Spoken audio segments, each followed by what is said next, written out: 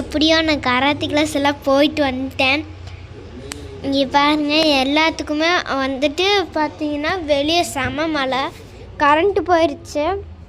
அதுக்கப்புறம் அந்த side current போயிடுச்சு, எங்களுக்கு 2 பேர்த்துக்குமே கரண்ட்டு போயிடுச்சு, 2 சைடுமே. அந்த சைடு இன்னும் கரண்ட்டு வரல, இந்த சைடு பார்த்திங்கன்னா கரண்ட்டு வந்துருச்சு. ஸோ பார்த்திங்கன்னா நான் எல்லாத்தையுமே விளக்கி வச்சுருந்தேன், அது எல்லாத்தையுமே இப்போ சந்தனம் குங்குமம் எல்லாம் வச்சாச்சு. ஸோ இது பாருங்கள், இந்த மண்பானையும் இது ஒன்றா வாங்கினது அழகாக இருக்கு. எனக்கு இது பார்த்தாலே ரொம்ப பிடிச்சிருக்கு. என்னென்னா இங்கே உடஞ்சிருக்கு லைட்டாக கிராக்காட்டம். நான் இனிமேல் இதில் குங்குமம் இது மாதிரி எதாவது போட்டு வச்சுக்கலாம் அப்படி சொல்லிவிட்டு அதை வச்சுருக்கேன். இப்போ பார்த்திங்கன்னா நாங்கள் முளைப்பாரி போட போகிறோம். ஸோ பார்த்திங்கன்னா எங்கள் அம்மா வந்து இந்த பச்சை பயிரை வந்து முளைப்பாரி போடுறதுக்காக இந்த பார்த்திங்கன்னா கழுவி வச்சுட்டாங்க. நம்ம இப்போ போகலாம்.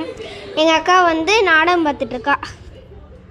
அவள் என்னன்னு தெரில, அன்னத்தில் மகா சங்கமம் போயிட்டுருக்க நாட்டிக்கு அதில் இன்ட்ரெஸ்ட் ஆகிட்டு நான் இரு வந்து பார்த்திங்கன்னா நான் சட்டி வந்து டெக்கரேட் பண்ணி வச்சுருந்தேன் சைட்லலாம். எனக்கு பயமாக இருக்குது, எங்கேயாவது கீழே போட்டுருவோம்.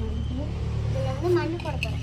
மழை பெஞ்சு நடுக்கு ஐட்டம் நாளைக்கு கும்மா இல்லை மரத்தடி வச்சு நட்டுக்கு அது குப்பையெல்லாம் உழுந்துருக்கு. நாங்கள் பூஜை ரூம் கிட்ட வந்துட்டோம்.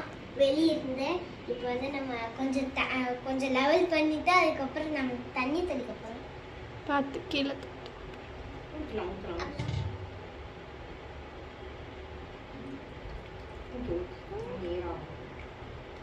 ஆல்ரெடி ஒரு மாதிரி மாய்ஸ்டர் தான் இருக்கு,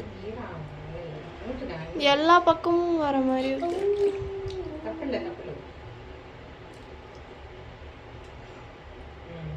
போதுமா?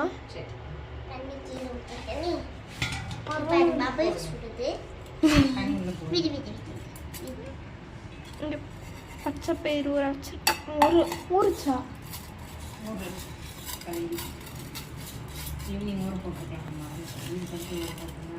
என்ன போடுறதுன்னே ஐடியா இல்லை. வேணா நீ போடு போடு.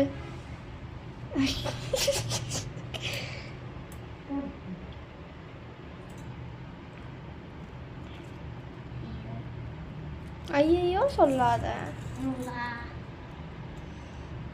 நீங்க கொஞ்சம் போடுறீங்களா?